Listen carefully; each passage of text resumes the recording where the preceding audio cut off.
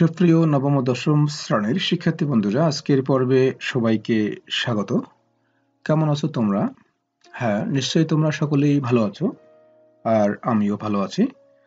আজকে আমি তোমাদের গণিত বইয়ের নবম অধ্যায় ত্রিকোণমিতিক অনুপাত অনুশীলনী 9.1 এখান থেকে 6 নম্বর সমস্যাটির 1, 2, 3 এই তিনটি সমস্যা নিয়ে এখন আমি আলোচনা করব। তো শিক্ষার্থী বন্ধুরা, চলো আর কথা না বাড়ি আমাদের মূল আলোচনায় ফিরে যাই।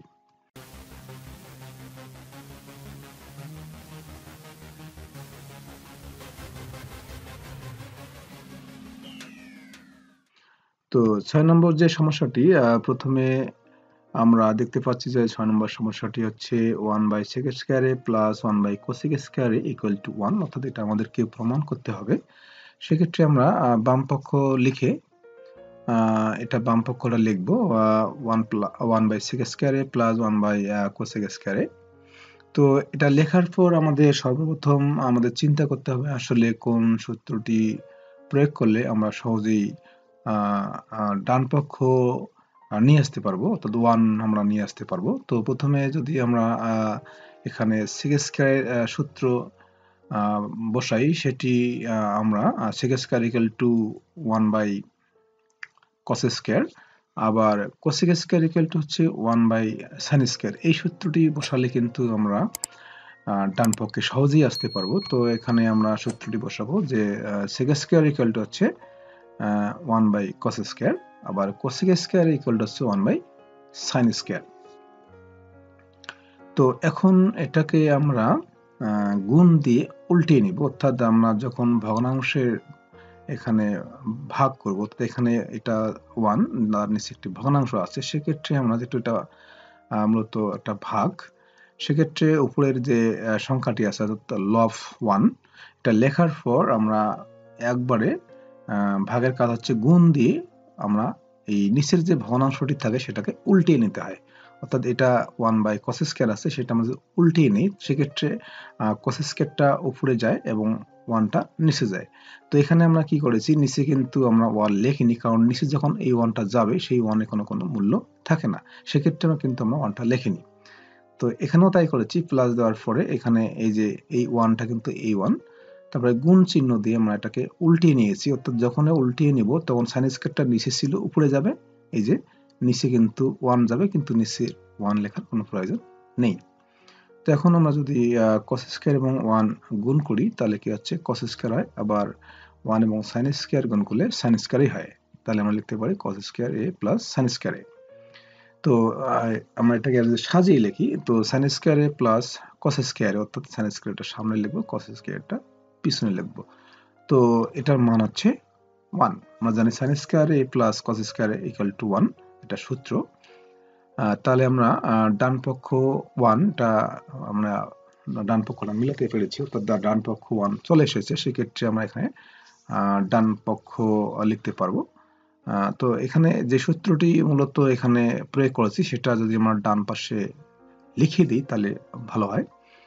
অতএব শেষে আমরা লিখবো যে বাম পক্ষ সমান ডান পক্ষ প্রমাণিত। তো শিক্ষার্থী বন্ধুরা, আশা করি তোমরা এই সমস্যাটি বুঝতে পেরেছ।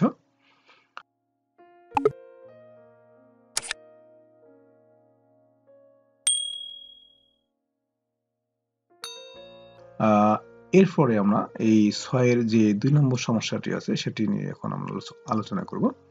তো 2 নম্বরটি হচ্ছে যে 1/cos square a minus 1/cot square a equal to 1।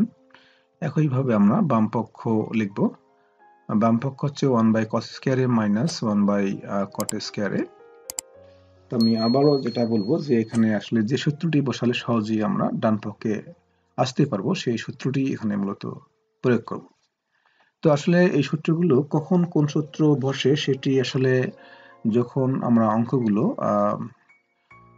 অনুশীলন করব বা চর্চা করব, তখন কিন্তু এমনিতেই এই সূত্রগুলো আমাদের চলে আসবে, অর্থাৎ কোন সূত্র কোথায় বসবে এটা কিন্তু আসলে প্র্যাকটিস করলেই আমরা এগুলো আয়ত্তে নিয়ে আসতে পারবো।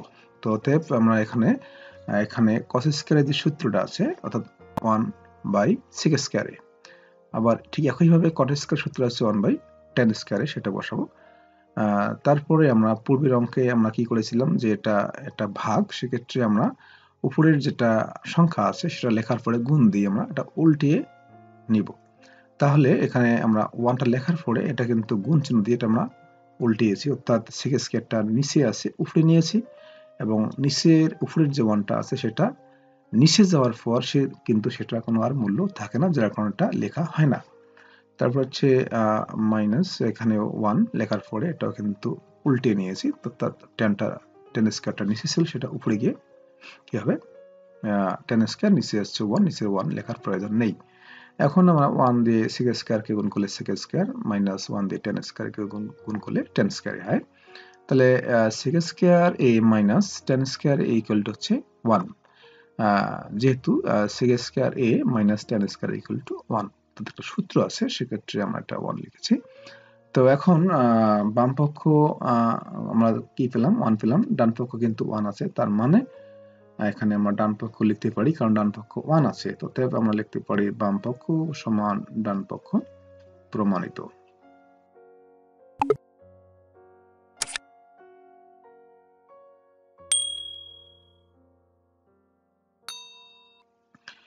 তো শিক্ষার্থী বন্ধুরা, এরপরে আমরা পরে যে সমস্যাটা আছে সেটা এখন সমাধান করব। তো পরে যে সমস্যাটি আছে সেটি হচ্ছে 1/sin square a minus 1/10 square a equal to 1। বরাবরের না, এবারও আমরা বাম পক্ষ লিখব, বাম পক্ষ 1/sin square a minus 1/10 square a। তো একইভাবে এখানেও আমরা সূত্র প্রয়োগ করব, sin স্কয়ার সূত্র 1/cosec square a, tan square সূত্র আছে 1/cot স্কয়ার a। তো পূর্বের অঙ্কের মতোই এটা সেম অঙ্ক, সেক্ষেত্রে আমার মনে হয় এটা বেশি বোঝাতে হবে না। 1 গুণন cosec স্কয়ার, তো উল্টে লিখতে হবে। তারপর হচ্ছে মাইনাস, এই মাইনাস কিন্তু হচ্ছে এই মাইনাস, তারপর হচ্ছে 1 লেখার পরে এটা কি হবে উল্টে যাবে, অর্থাৎ 10 স্কয়ার এখানে চলে আসবে 1/10 স্কয়ার বা 10 স্কয়ার বাই, অর্থাৎ 1/cot স্কয়ার, সেক্ষেত্রে এটা কি হবে cot স্কয়ার বাই 1, নিচে 1 লেখার কোনো প্রয়োজন নেই। তো এখন আমরা যদি এটা গুণ করি 1 গুণন cosec স্কয়ারে, তাহলে cosec স্কয়ারে হয় মাইনাস 1/cot স্কয়ার, মানে cot স্কয়ার হয়। তো এখানে আমরা 1 লিখব, কারণ হচ্ছে যে যেহেতু cosec স্কয়ারে minus cot square equal to 1, এটা একটা সূত্র। তো আমরা ডান পক্ষ লিখতে পারি, কারণ ডান পক্ষ হচ্ছে 1, তাহলে এখানে ডান পক্ষ লিখব, অতএব বাম পক্ষ সমান ডান পক্ষ প্রমাণিত। তো শিক্ষার্থী বন্ধুরা, এই হচ্ছে আজকের এই সমস্যাগুলোর সমাধান। আশা করি তোমরা বুঝতে পেরেছো। ততক্ষণ থেকে আমার সঙ্গে থাকার জন্য সবাইকে ধন্যবাদ। সকলের জন্য আমি শুভকামনা করছি।